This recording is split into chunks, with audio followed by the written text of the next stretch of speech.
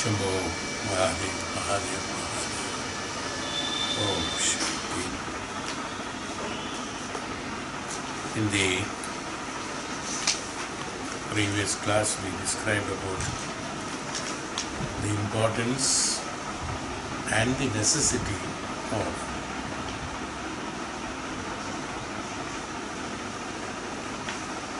understanding the inherent necessities, secrecies of Dhyanam for achievement of liberation, for achievement of Kaivalya. All the activities that we are doing is only meant for Kaivalya. And if we can do it specifically, understanding that it is meant for Kaivalya, we can avoid so many unwanted activities we unknowingly or knowingly taking care of. We will be saving quite a lot of time, years, energy, and a lot of confusions can be avoided in our life.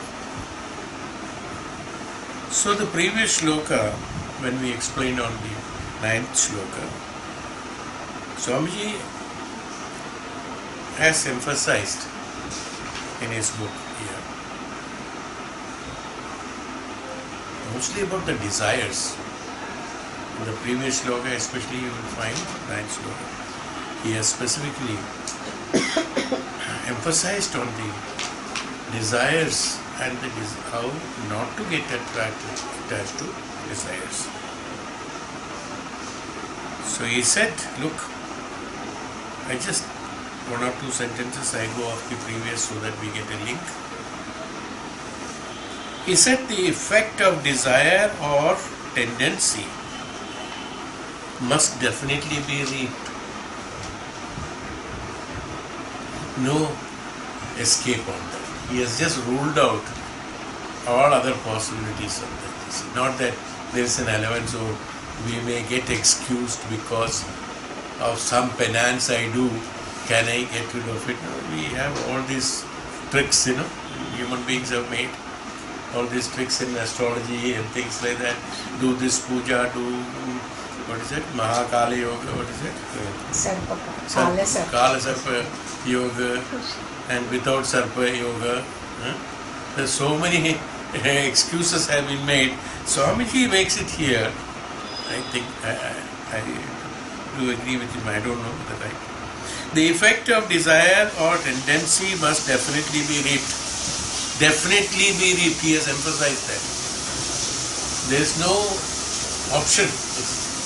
The other things are only our mental satisfaction, and then sort of we don't get into depression or that kind of the guilt and things like that. Maybe it's a good psychological treatment.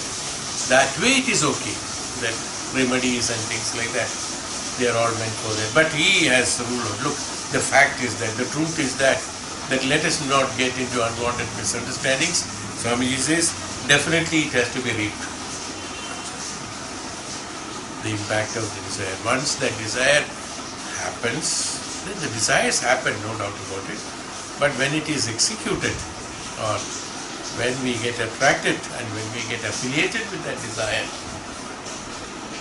I have explained about the desire for, I think, a multi-number of times, and then many pages can be written on that. So the desires. Even in the Upanishad,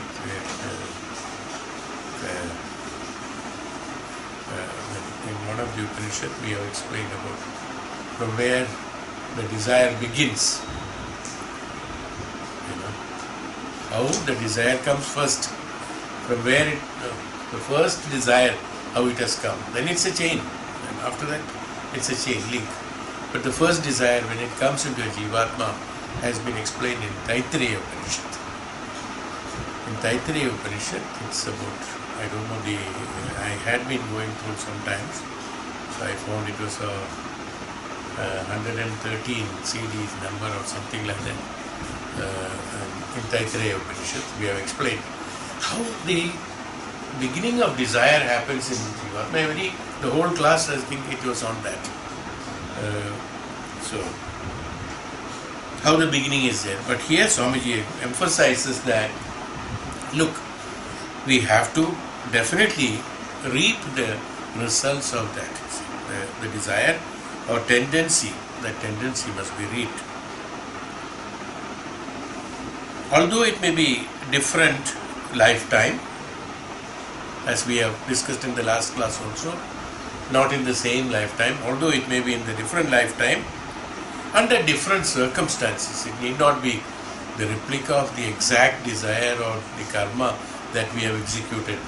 It can be represented through something else, and there it is only the result that makes it. It is not that how you do it, what you did is not the impact of it. It's only the result.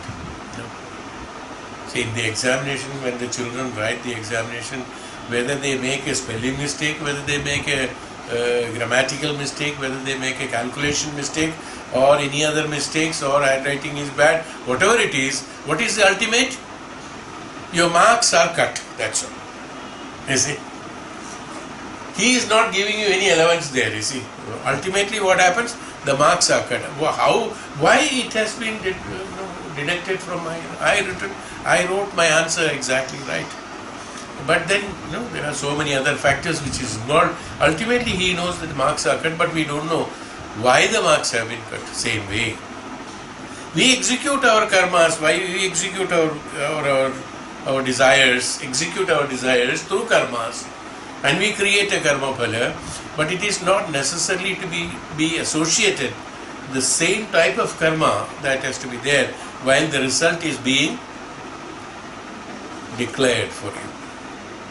The result may be, it may be in this, say 10 janmas before, something has happened, something has been done, and in this janma, he must have done absolutely perfect everything and cannot calculate how it has happened and what has happened. As I told you, how the marks have been reduced, doesn't know. But what happened? That impact has to be there. In some way or other, it has to come. You may not be able to find out the reasons unless you know how to read the past. You know how to read the previous karma phalas. Unless that is, we are capable of doing that, we will not be in a position to do that, or we have to take assistance from somebody. Then only we know that. Probably then we may say that probably this punishment is very less compared to what I have done. Possible. There may be something like that. But then what happens? The impact of these karmas can be reduced only by jnanam, through the jnana yoga or through the bhakti marga. What happens? We realize the truth. And when we realize the truth and when we associate ourselves with the Brahman, automatically even though the karma balas are being executed by us, we may not feel the pinch of it. Let me call it that way. We may not feel the sufferings of it. As I always say, that if it is meant for a particular purpose, we don't mind walking in the midday hot sun for 3 kilometers and getting that. We don't mind, because it's for a purpose. That heat and all, nothing matters. But if there is nothing else to do, or less things are to be done, or it is for somebody else, then somebody asks us to walk that distance, 2 kilometers in even less heat. Oh my God, I don't know. In this hot summer, this fellow wants me to do all these things, and I don't know. We will start grumbling on that. But if it is for us, we don't mind going through that. You understood my point? Similarly, why? Because we have a definite understanding behind it. Same way, if I know exactly what is the reason why behind this is happening, if I know it, the knowledge, because of that knowledge, we know that this is going to happen. Once I have accepted it, it is no more a shock to me. It is no more an impact to me. It is no more a surprise to me. That it is happening. It's okay, fine, that I have done this. I know that, you see. Suppose we are all experiencing small things. Let me tell you a small example. when we used to sharpen our pencil with the blades at one point of time when the sharpener was not available for us. I think all of us must have cut our fingers at one point. Almost not one time, many times. Did we ever thought of it? No. Did we ever bother about it? And did we stop cutting pencil with the sharpener? I mean, with the blade again? No. We still did it. No. Still you will find all the lines here. No. Number of days it will be there. We are not bothered about it. But sometime else, without knowing, if the finger is cut, then we make a hue and cry of it. Oh, my finger is cut. Or if somebody by mistake closes the doors and your finger is cut, then you have real problem you will create in the house, is it not? That so and so has closed the door, my finger is cut. Otherwise, number of times you cut your finger, bleeding comes. No problem. You will suck it and then wipe it on there and finish it off. No problem. But if something else happens, you understood my point. The karmas, knowing we are executing a karma, the same karma, we won't feel the pain of it. But whereas when we don't know, it's a surprise. Same way as I told you, in this janma, then he starts thinking, my God, in this janma I have not done anything. Yesterday I have not done anything. Last year I have not done anything. Why am I suffering? Why am I having this problem? Or why am I enjoying? Why this? Why that? Why that? The thousands of questions are there. We are unable to answer for that. Why? Because we are not able to relate why this has happened to me. And one thing, remember one thing. Nothing happens without a reason. Cause and effect. It's a rule. It's an unwritten law. Cause and effect. There is a cause, then only an effect. There is an effect, then only a cause. It is without a cause, nothing happens. So don't get surprised that this is why this is happening. It's happening because something is there. Either we accept that or we try to know about it, learn to know about it and know about it, whatever it is. But what Swamiji emphasizes that, look, this is the truth. What Swamiji says that, look, mind, you should understand that you have to reap that karmas. You have to reap that karma. You have to reap the impact of the desires. How the karmas have been done? Because of the desires.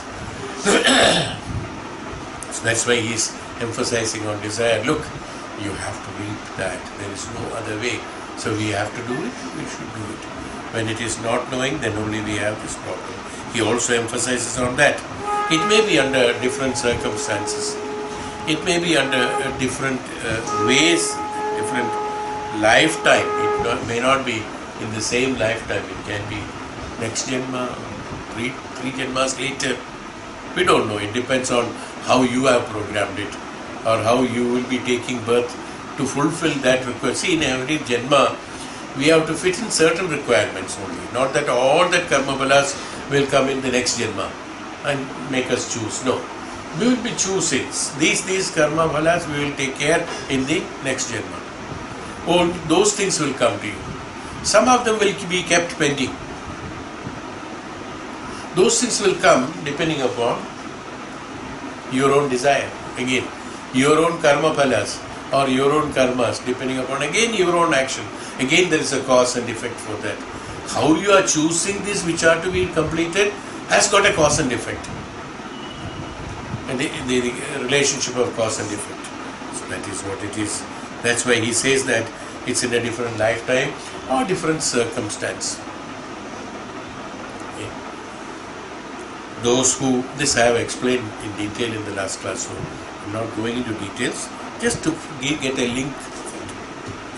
Those who experience what seems to be, exactly what I said. Okay. Those who experience what seems to be undeserved, this generally we use. Every one of us, we use this. Undeserved suffering. Those who experience what seems to be undeserved suffering are only working out previously incurred karma, nothing other than that. No other explanation. Swamiji has made it in one sentence, everything clear. What is this? No, undeserved. Everybody comes and says here also, I experience it almost every day. Undeserved karmas. I don't deserve this. So much of suffering. What have I done? Instead of asking me what I have done, you ask yourself, what have I done? Sit and ask yourself, what have I done? You must know what you have done. That previous line. So Swamiji says that let us not shift responsibilities, let us not unnecessarily blame anything else or anyone else. Well, we don't know about it, is a fact, yes. We don't know what was the previous Janma's karmas and karma balas is a fact. Well, because of that, at least one should know this much. Even though you may not be knowing what is the karma bala, because of which you are undergoing this undeserved suffering or undeserving suffering, whatever it is, whatever you classify them. But at least you should understand one thing, it is because of my own karma bala this is happening. That much you should understand. That's not difficult. That has to be understood in this. Why this is happening, it is because of something else. Doesn't mean that we have to just be satisfied by knowing that it is because of my karma bala and then keep quiet. No. There are methods that once you understand that, you will be executing your karmas in a better manner in this life also. So what happens? Once you know that, then the intensity of the sufferings or the intensity of the ignorance, the intensity of the sufferings will reduce. That's the purpose why Swamiji has very specifically told this paragraph, beautifully said this actually, very nice. And in fact, this can be explained in number of pages practically. So much is inherent meanings are there inside this. This undeserved, we can explain in number of ways. What is called deserving, what is called not deserving, we can classify it. Undeserving impact, suffering is we can say that it's because of previous, as I told you in one sentence, it's because of previous Janma which I do not know and because I am not aware of it and this is happening, so we classify it as undeserving. So if I am saying if there is an undeserving suffering, is there a deserving suffering? No, you have to think that. Is there a deserving suffering? Yes, there is a deserving suffering. How do you know that if it is deserving suffering, will I really do a suffering? Will I do it actually? No, I won't do a karma which may cause me the sufferings. I will not do it. Then why? What is called the deserving suffering? And again, you see, as I told you, each word that Swamiji's, even though it looks to be very sutra bhava, but it is enormous explanations are there. What is called a deserving suffering? A deserving suffering is that a desire that is created by you, that is knowingly done actually, a desire. It's not unknowingly done. A desire happens because of the karma and karma balas, no doubt about it. How a desire comes, I told you, I have explained it in that Taittiriya Upanishad. How a desire happens. A desire again happens because a wave comes from the water only. Same way, a desire happens only from the thoughts, no doubt about it. And those thoughts have come from the karma balas, no doubt about it. But I know when the karma balas and the thoughts are coming, at least I know that yes, there is a thought coming and there is a desire being created. How can I restrict this desire, which will definitely harm me? This I know. If I know a certain desires, if I sit quietly, without analyzing it, without discriminating it, without identifying it, I allow the desire be converted into karma, then it happens. This is what normally we do. Whatever desire happens, without analyzing it, we just execute that karma. We do not know what will happen. It's a simple language. What we say that you do things without thinking. No, in normal language we say that you do things without thinking. Think twice before you do something. There are so many proverbs have been put. This is called a discernment. Why think twice? If I think twice, I will not do it. Think twice before you do. Once I thought, like that. Think twice before you do it. An example has been given by Dasharatha giving vara to Kaikeyi. It's on an emotional ground, on instantaneously an emotional ground, because he had saved his life, and it was a surprise to him that he has been saved. And then whatever, at that point of time, because Kaikeyi asked that she wants the boon, and then she will ask for it whenever she thinks it is right time for her to ask for it. And he, without thinking, he accepted it. Absolutely foolish. One should never do it, he says. The Ramayana himself says that it should be never done. But he has a reason, because at that point of time, he did not have the balance or the synchronization or the stability of his mind in order to think twice. Had he thought once more, she is asking for a boon, but she is asking for a timeless, the duration is not specified. A certain, in every contract there has to be a time and there has to be a penalty. In a contract there has to be a time and there has to be a penalty. Both are to be included. If two are not there, it is not a contract. Okay. So this contract which has been signed between Dasharatha and Kaikeyi is without a time specification and without any penalty.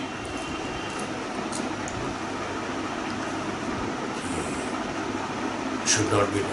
This is called think twice. So because of that, not thinking, not that he could not avoid it, he could have avoided it. Yes. In any way, he could have, being a great king, that he is not a normal person, man who is knowledgeable person, who is an incarnation, or who has got a lot of pre-Janma history of his good karmas and things like that. But we can explain everything. This is because it is supposed to happen, it has happened, that's a different thing. That's a different explanation. We take only that part of it where he has accepted to give the boon. This is called deserved suffering.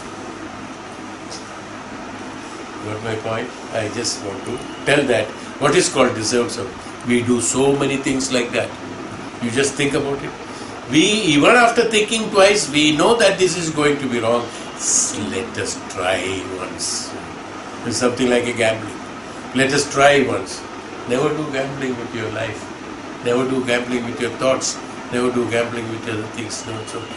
It's not the money. In normal gambling, you lose little money, it doesn't matter. But in the real gambling of your thoughts and your mind and your karmas, what are you losing? You are losing your one janma. Because that karma phala, quite possible, will not come in this janma. It may come only the next janma. You are losing one janma, remember that. Just by missing one thought. Just by missing, not taking the right action of one desire.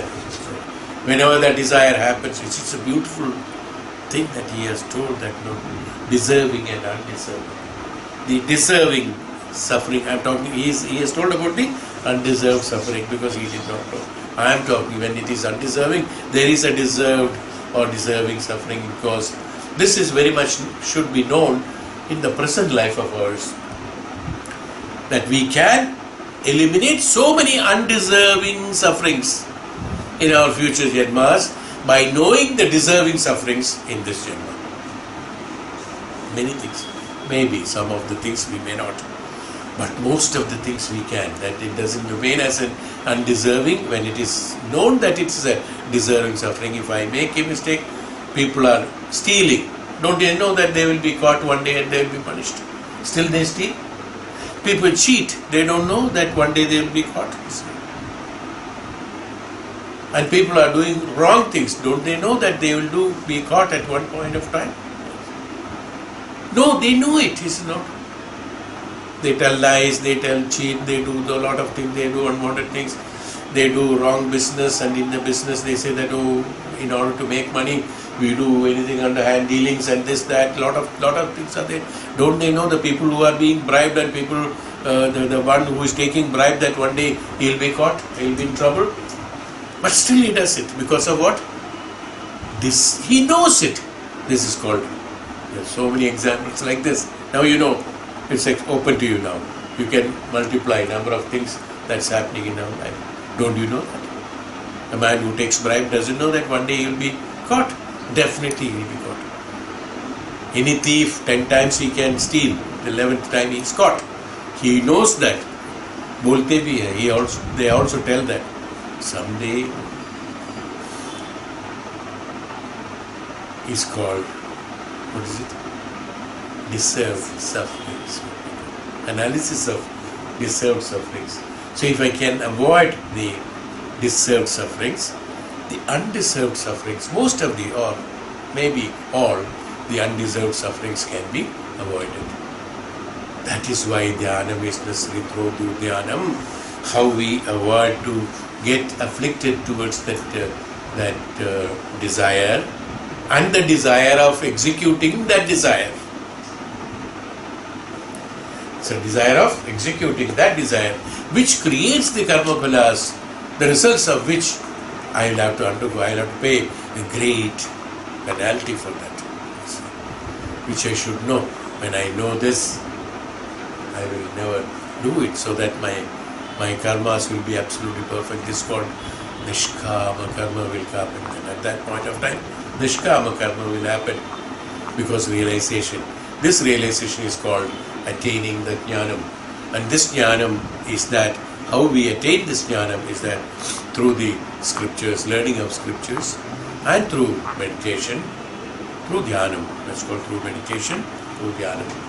We attain that capability of restricting our indriyas and mana, not to get attracted to those attractions and attachments and the desires which can cause the undeserved suffering feelings at a later date in the next Janmas. Is why Swamiji has told about the undeserved suffering. You know that? It's called deserved sufferings. No? We never think that while reading just deserved or undesired suffering, we all know that is. But no, we never thought about the deserved sufferings. No? When I know the deserved sufferings, then only I can eliminate about the undesired sufferings. Alright? You got it? So this is why I wanted to just say. So working out previously incurred karmas. The previously incurred karmas is the one which is happening in karma. In order not to happen this previous incurred karma, the present incurring karma can be rectified through realization of the deservings, what I deserve. No? Pratyahara. In the Ashtanga Yoga, it's already there. When I live in that Pratyahara, automatically that which is not desired by me or not supposed to be getting to me, I should not be get attracted, or I should not be earning it or getting it, then we will automatically avoid these karma phalas. So this status, this situation of that I do not know why this suffering for me, we need not to ask anybody, or we need not to ask ourselves if I practice yourself. So we do these satsangs and we do these learnings in order to emphasize in us and inscribe in us, no, and firmly discriminate in our opinions and discriminate our desires in the proper way. So there are small things are there is no doubt about it, which we know that if I do it now, next moment it can be rectified. Certain things we may have to do it, we do it. That doesn't matter. But let us not go into such a condition that where it has to wait for, I have to pay a penance of 1 janma or 2 janmas or 10 janmas for that. This is what is the purpose of explaining this paragraph by Swamiji specifically writing, I believe, is what I believe. So now let us continue. Otherwise, you continue like that only. In the previous 9th sloka, even though I have taken one full class, was 9th sloka, I think. Last time, you must listen to that, then you will link what I told today. That deserved karma I have not told. I mean, deserved sufferings I have not told in the previous class also. I have not told. Today I am telling you, when I read undeserved, suddenly it came to me. If there is undeserved, there has to be deserved one. Is why Swamiji has specifically put it. So you can know that. Yes? Next, 10th sloka. Swamiji says here, Tasam anadityam chashisho nityatvat. Chasam anadityam chashisho nityatvat.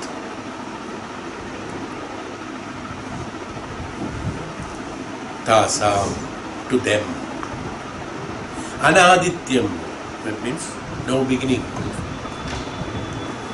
To them, Tasam Anam, to them there is no beginning. To whom?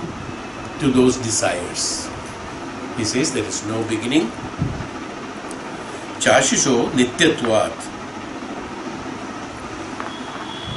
For the will to live is eternal. Nityatvat. Chashisho, Ashisho Nityatvat. Nityatvat. That for there is no beginning to the desires, to them. For the will to live is eternal. Because our will to live is eternal is why there is no beginning for the desires. What is the cause of this? I told you there is always a cause and effect. What is the cause of the desire? Cause of the desire is that our desire to live eternally. Immortality. That immortality makes me, that's a cause. Creates a desire. For immortality, what all I have to do? An asura does, when I go to Puranas, of course, an asura does tapasya for, in the Puranas they say 1,000 years, 2,000 years, 100 years, 200 years. So many number of years, numerous years, just doing tapasya only for what, immortal. I should not be killed by human being, by animal, by birds, by this one, by that. Hiranyakashipu, Ravana and all that, great men who are highly knowledgeable and educated, with all the knowledges, with all the capabilities, with all the powers in them, they did tapasya only asking for immortality. So he says is very true. And every time Brahma or others, whenever they presented, they say that, look, we cannot give you a boon for immortality. Every man who is born has to die. They have told that one point or other. No, I will not believe. You should give me the boon for immortality. So he makes a trick. Neither man nor animal will come. Neither man will kill me nor animal will kill me. Okay, man animal will kill you. That you are not doing. So Narasimha was created. Something like that. So what happens? But our desire is what? Because of that immortality only, Hiranyakashipu has become so bad that he knew that he would not be killed by any of these, so he can do any atrocities. So he stopped worshipping, even his own son, he ventured to kill him, or that too brutally, not in a simple way, very brutally. He wanted to kill him. All these activities are happening, all these atrocities are happening. Why? Because this is it not a deserving suffering that he is causing? Does he not know that? He thought, but he did not know that it is deserving suffering, even though the identity of deserving suffering is known to him. But he says, I can overcome the deserving suffering by having the immortality boon for me, and then I can avoid that. This is the reason why the desires in him have been corrected, and then he started functioning based on those desires. Instead of becoming good, he has become bad. It's always like that. When it's natural. When an unconditional power or one unconditional wealth, when unconditional knowledge, let it be. Or everything unconditional, anything unconditional. That's why I said that Yashoda gave the boon without any conditions, depending upon the receiver's conditions, he has given the boon. So without condition, when something is happening, what happens? There is always, not that there may be, there is always a possibility the other one will exploit it. And the other one will misuse it. Whenever you are given, suppose you are given an unconditional, timeless, unconditional benefit or facility, you will misuse. Why? Because you don't have to use it because it's already there. What will you use for? Only thing what you can use it for, you can use it for your own liberation, that's all. Other than that, you don't have to. But in order to have, because one is attracted, attached and afflicted with the bhutas, he will always attain the materialistic benefit out of it, and he would like to try to live, as he said, he will try to acquire the immortality or be in the immortality is the reason why the will to live to eternal is the reason why the desires have multiplied and then the negativities and negatives started coming. That's how this desires multiplied. Even though one knew that it is a desired suffering, but he ventured and he dared to experiment on that. He dared to violate that rule of deserved suffering. He took a venture that he adventurous step on that because he thought that he is eternal. He is no death. At any point of time, he can live through immortality is there. Is why his desires have become brutal. His desires have become negative. His desires has become greed. That greed created in him is the reason why he has become. He said that nobody can kill me, whatever I can do. Suppose somebody is given that power that you can do whatever you like, nobody can do anything, people will become only bad. What they can do? They don't do anything good for others. They do maximum 99.9999 will do only attain that, because it's like a stagnant water accumulates moss, and so that moss will be accumulated, and he explains it. So this is why Tasam. So now Swamiji explains. This gives a scope of how long man has been going through birth and rebirth.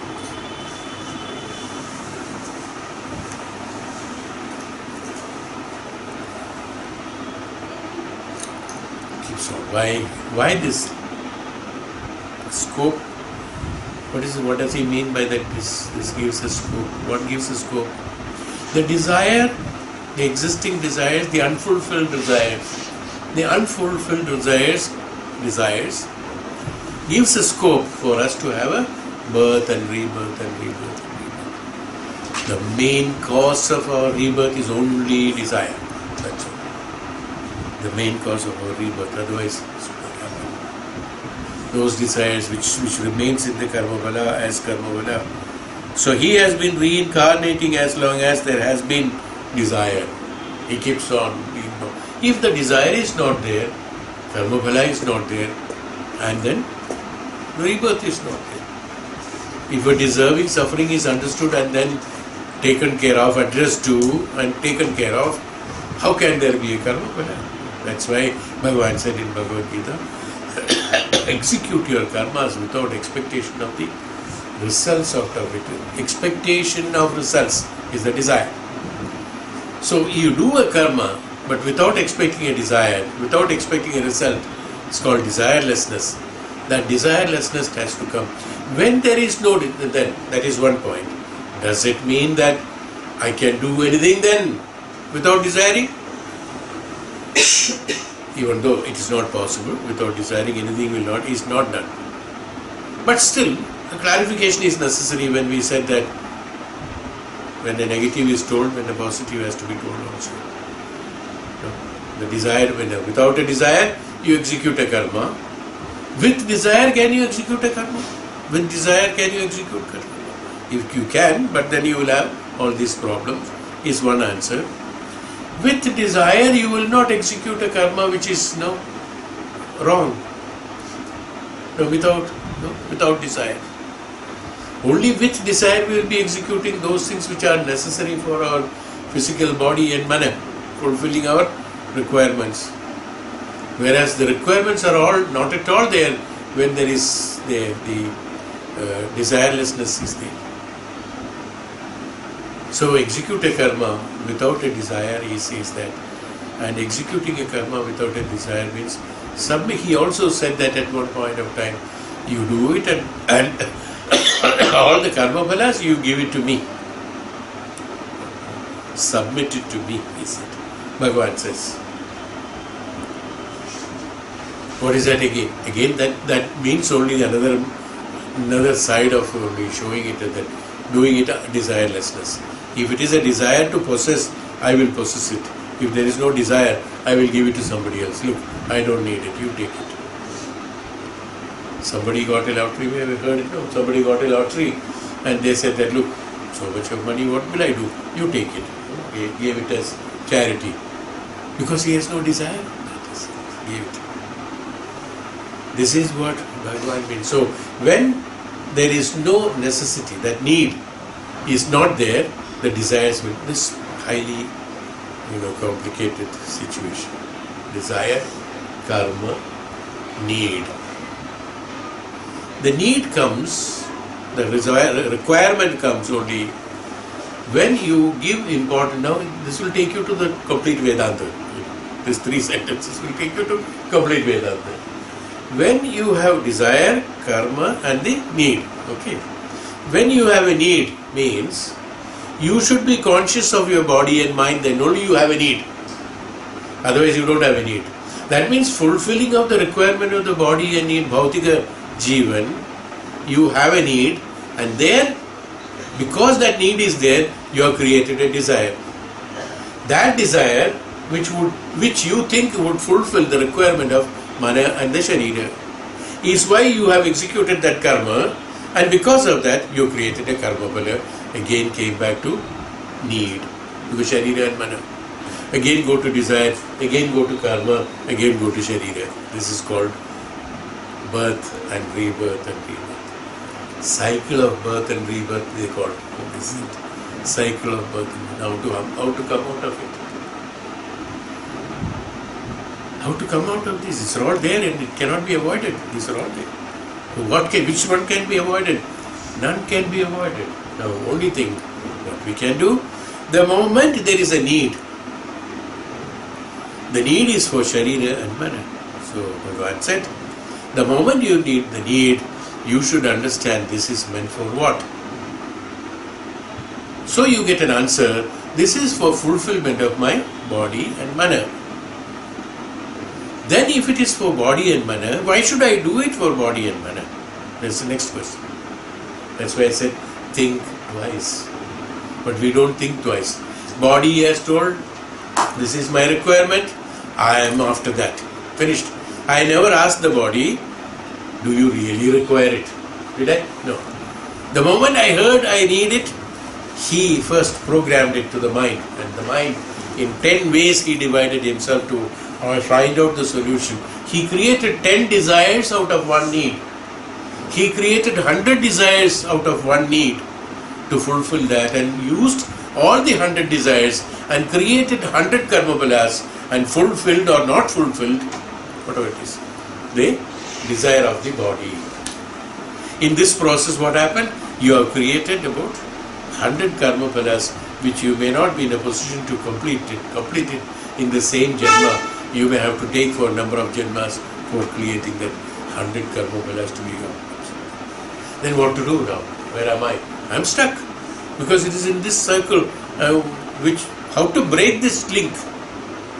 The only way to break this link is that Vedanta says, or the Veda says, or Upanishad says that the only way to break the link is that identify the need of the sharira and mana. What you are emphasizing on that, the sharira and mana is not you. It is not your need. It is your sharira's need. It is your mind's need. It is not your need. You, when you classify it is your need, then only the desire of that which is created by that will be your desire. And when you execute that desire only, that will be your karma phala. And that alone will make you to have a rebirth of sharira and mana. No? So what happens?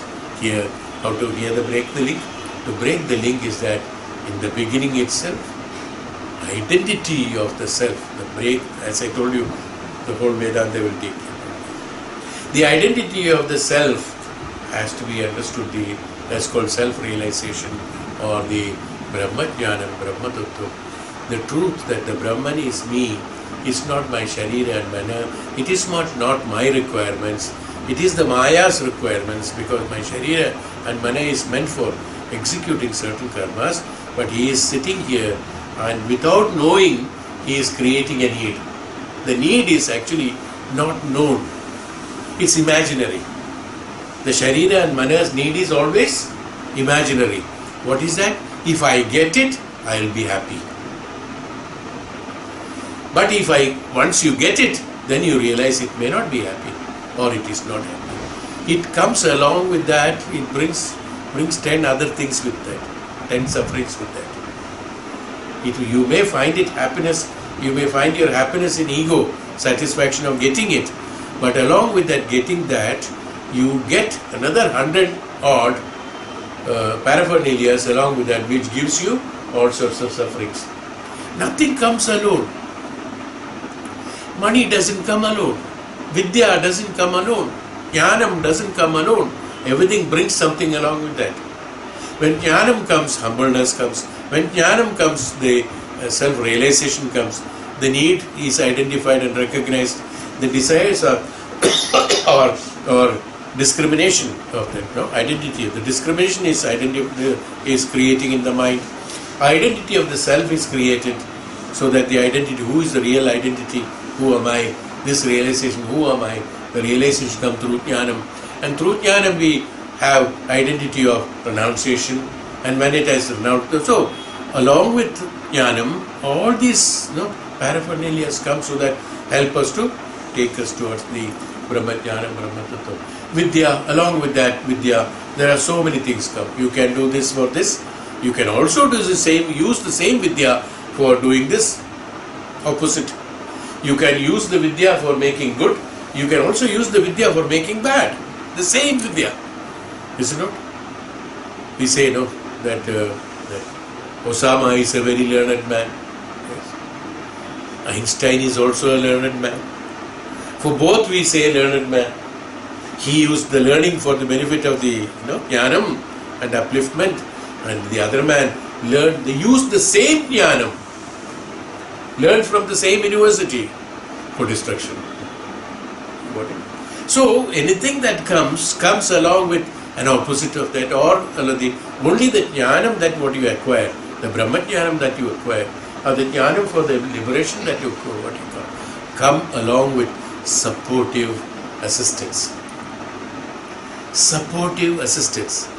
All others are coming with destructive assistance also. Along with supportive is not only destructive. Along with supportive assistance, you also get destructive alliances, because where a discrimination is experimented on you. A discrimination is experimented on you. In order to have that power of discrimination, you should have the Jnanam. What is the Jnanam? The requirement my body has asked for is an imaginary requirement, because he is not sure of it. Am I sure of it? If it becomes a little more colder, I'll become better. Suppose it is.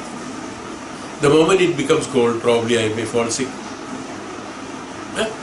But I thought if it becomes a little more colder, now it's a little warm, so if it is a little more colder, I'll be happy. It's an imaginary situation that I have made my requirement based on the present conditions and based on the present knowledge and my background of knowledge that I have, and the requirement that I need and the desire that I need, and is why I told that it should be colder. And when it comes along with 1, 2, 3, 4, yes. Then I say, oh my God, it should not have been asked for. Now how to get rid of it? Now there is no way. That what you have received has been deposited and it can be taken out only at a particular time. Maybe in this Janma or the next Janma. So like this, unknown, our requirements, all of the requirements of the body and mana, they are all imaginary. But you may say, oh, then I am happy, sometimes I get it. Yes, definitely. You are happy. You are happy for some time. You are happy. Your ego is satisfied. You are happy for some time so that you could fulfill certain requirements out of it. I don't deny that. As I told you, it's not that all the negative that is happening, it's positive as well as negative. But what happens?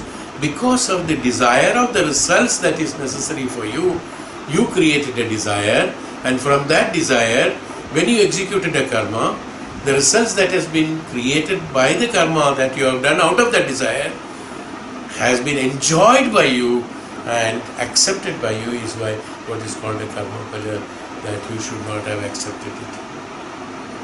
Acceptance and not doing that, what do you mean say? That if I eat, do you think that I should still feel hungry? Some question like that. Suppose I eat, it was a desire. I was hungry. I ate, it was a desire. But I fulfilled. Yes. Do you think that I should not feel filled up or I should feel hungry? No, it is not that. You should understand, you will feel fulfilled, you will feel having fulfilled your requirement, but you should also know along with that, you will again require food after 4 hours. So it is not the truth that, it is not a truth that your hunger is there and you have fulfilled your hunger. You have not fulfilled your hunger. Throughout your life, you will not be fulfilling your hunger, has to be known, and then without expectation of result, by eating that I will become very happy and fulfilled, should be removed and say that eating is a routine process, so because I have got a sharira, I don't expect anything out of it. In the sense that if I eat something, I will get energy, it's okay.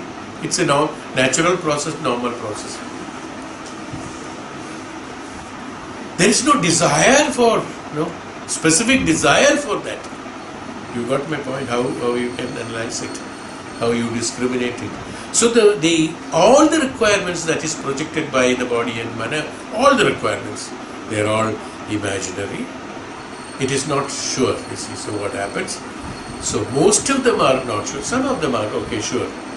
But most of them are not sure. I don't rule out all, I don't say that. Some may be right, some no. But many things are wrong. So those many wrongs are the ones which are creating our problem. The ones which are right. So I want to pray, I want to do meditation, I want to go. These things are there, also there. This is also a desire. But they give you a supportive assistance. Am I right?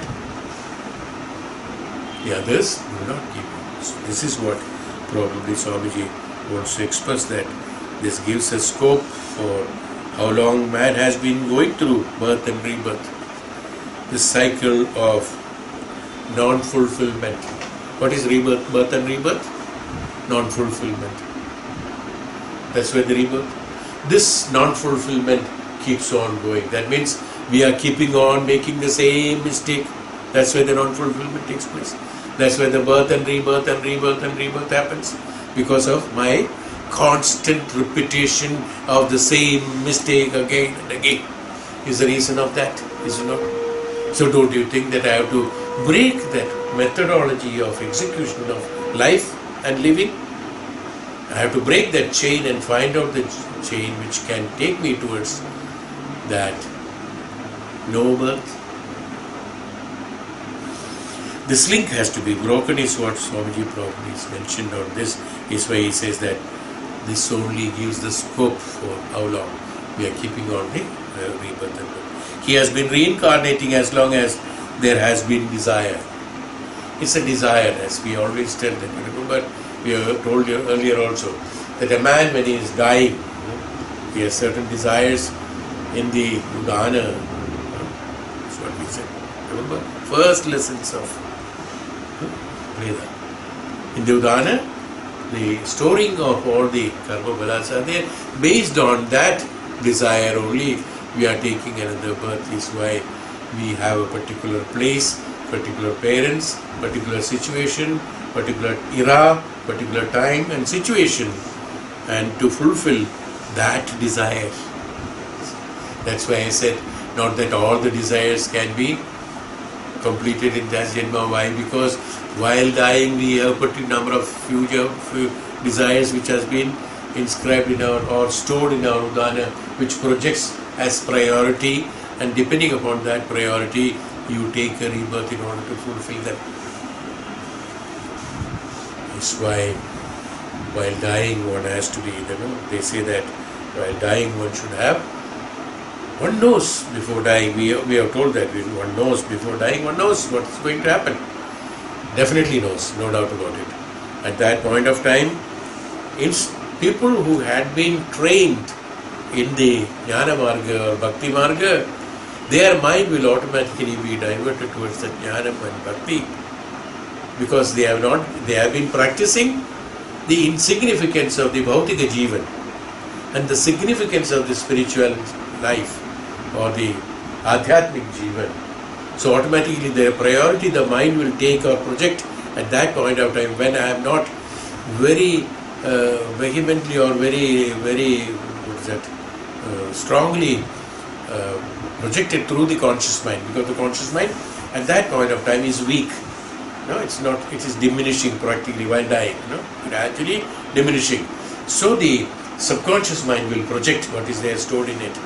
What is stored in it, because constant practice of this, the Adhyatma will automatically project, because that is the priority that is given to subconscious mind, even though in the conscious mind other worldly matters are there may be, but what happens in the subconscious mind projects at that point of time, then that becomes the desire. So he, even though he might be born again, but he will be born one step ahead towards the attainment of the Brahmajnanam Brahmatattva, or to the Brahman. So that will be beneficial for him. But the others, what happens? Even though they may, I told this number of times, people may think, okay, while dying only I have to think about God, fine, no problem. Abhi se kyun? Why should I do it from now onwards? Waste my time. There are so many people say that, no? Abhi to you are young, it's a time for you to do all nonsense. And when you fulfill all the nonsense, then you become sensible. But they don't know the nonsense will be the sense in the sense at the time of death also. So in that sense, what happens? Whatever nonsense has been being practiced, that only will be projected, because subconscious mind has stored only nonsense. He is told not to that. No, he may also say that it is my dadi's wish or my so and so's wish. So he will be born along with the dadi to fulfill that nonsense. I'm jokingly said, okay. Fine, maybe something like that. Okay, what I'm trying to tell you is that what is stored in the mind, that means storing in the mind has to be very firm and vehement. That's why Upanishad says, practice every day. Do it every day, repeatedly. Upanishad also repeats all these things, number of times, repeats. Why it is being repeated? So that even by not listening also, by just listening number of times, let it be inscribed there, so at one point of time this will at least flash out by chance in the while dying. This flashes out, he'll be born for the next step, higher step, in order to reach there. This is why it is to be done. So just it will not come at one point of time. You try even now. After entangled in the housework and things like that, then suddenly you think of meditation. What happens? All those things only will come first. It has to. Whatever you try, it will come. It will penetrate. Whatever you try. Because that is a practice that mind has been undergoing. So when that mind has been undergoing that practice, automatically that only will come, and that will be the desire which will be emphasized by you while dying or while leaving the body. And because to fulfill those, I won't say only one, fulfill those will be you are taking again a rebirth. In order to break that chain only, we had been talking how to give that impression to the subconscious mind, how to do that training for us, for our conscious and subconscious mind, not to get affected and afflicted towards that, towards the desires of the worldly matters. We require worldly matters. I don't say that, no, we don't need money. We need money, we need clothes, we need house, we need everything. Nothing like that, we need. Because our body needs it, today's condition is like that, our situation is like that, our karma is like that, our janma is like that. But give only so much of due importance to everything. That's why we call it as due importance. Whatever is due for that, only give that much of importance. Don't give any undue importance. When you do that, it will be a balance. We call it as a balancing. Then what happens is that the requirements will be less, the desires will be less, the overpowering of my spirituality or the adhyatma, jnanam in my mind will be less. Otherwise what happens? Crowding with the desires of the bhautika needs and requirements will definitely veil the spirituality or the adhyatmic requirements. That is how it happens. So when this is balanced and it is utilized, whatever necessary for utilization. Even a Swamiji needs sometimes food. He also eats, he breathes, he eats, he does it, everything. Is it not? Everyone does it. So those things are meant only for that requirement. Discrimination, analysis and discrimination power has to be created for the mind through the jnanam or through the bhakti, whatever it is. Again, ultimately jnanam only. Through the jnanam, and attain this power of discrimination so that you will be in a position to discriminate the thoughts. Won't become another Dasharatha. You will put conditions for that, you will put time for that, also penalty for that. All those things have to be there. Then those desires, then screen that desires depending on that, and then utilize it. Then you will find the number of desires, the thousands and flocks, the desires are being done at a point of time when you develop yourself adhyatmically. Those will all get vanished because they are all temporary and short-living, those desires. All those short-living, temporary, unwanted desires will automatically get died like those insects coming to the light during Diwali and things like that. They live, they are all short-lived. Like those flocks of desires which is coming to you, that when they are rejected, when your jnanam is projected, when your requirement of the adhyatmikata is projected from the mind, because of that light, all those unwanted ones will just die in a few seconds time, and that what is necessary will get incorporated in you so that you fulfill. That will be beneficial for you to develop your spirituality through the execution of karmas bhautikally, materialistically. No? That can be understood. There's a link between that. Not that materialism is bad. Through that, the desire, executing those desires which are necessary, that what is necessary for executing through the materialistic way, through the bhautika jivan, through the bhautika way of it, the body and mind, you execute them gradually. That will help you towards the development of the spirituality, and not only that, by that you will be exhausting the karmas. The word I always use was exhausting the karmas. Is that exhausting karmas in the sense exhausting the desires of that kind in that time. That means one group of desires have been fulfilled. There is no more. It will never be repeated again. It's called exhausting of those karmas. Once those exhausting of those karmas are finished, the requirement also finished. When required need is finished, desires are finished. Automatically what happened? My link is broken, and then I travel towards this. Is it not? Don't you think? And step by step when you look at it, is it not that way? I think it is that way, but you can also develop things by that.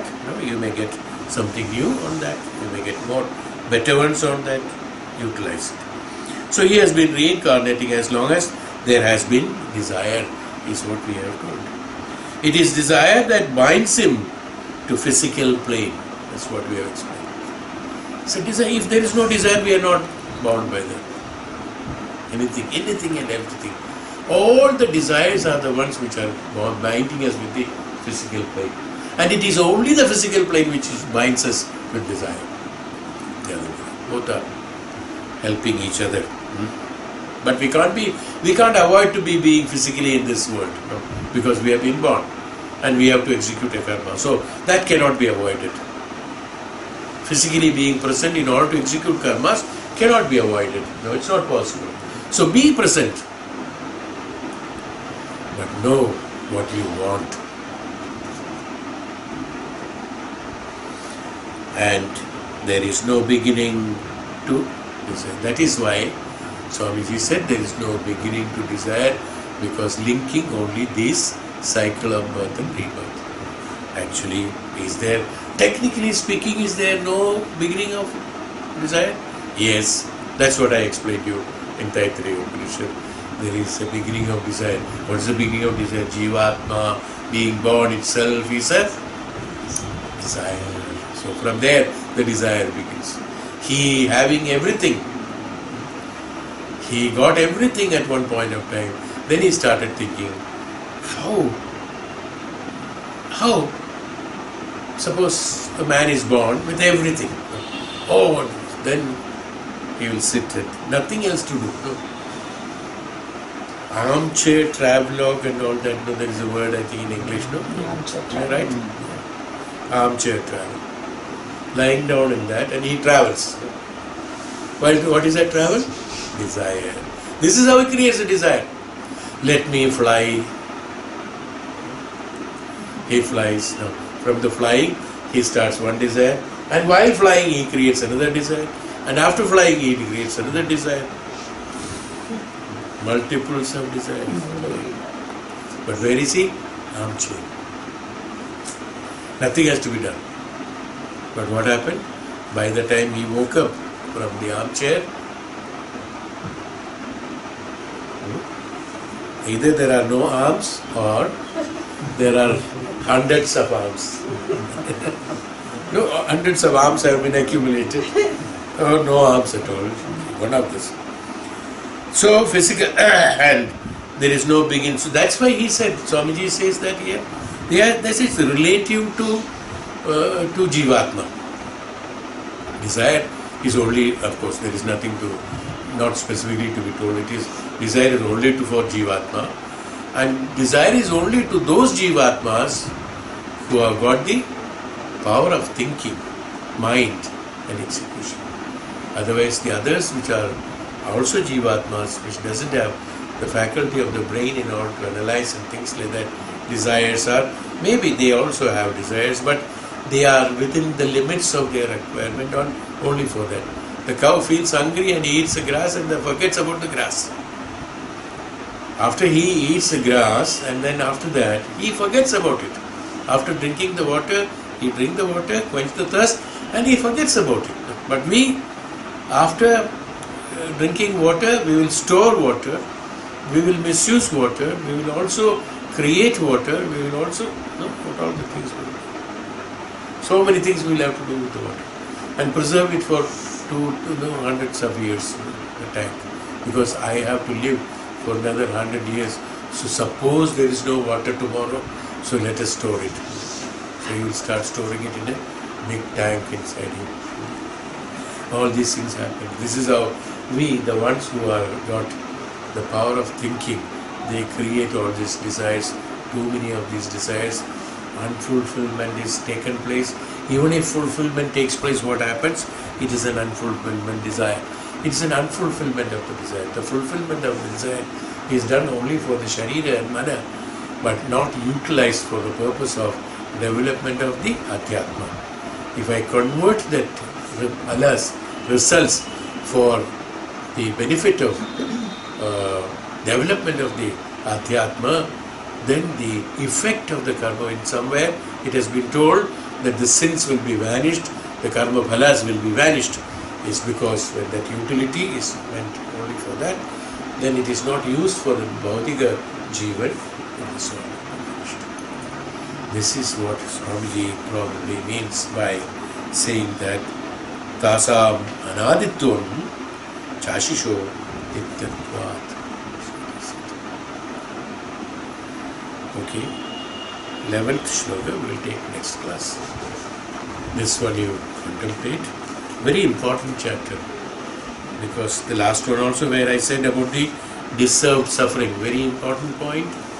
And here the physical plane and the desire, and also how we created that birth and rebirth. How this very important point where you have to contemplate on. That's what I need to say. Is it okay? Shall we? So next will be this 97th session of our Dhyanam. 98th session will be starting with Shloka 11. Om Shanti Shambho.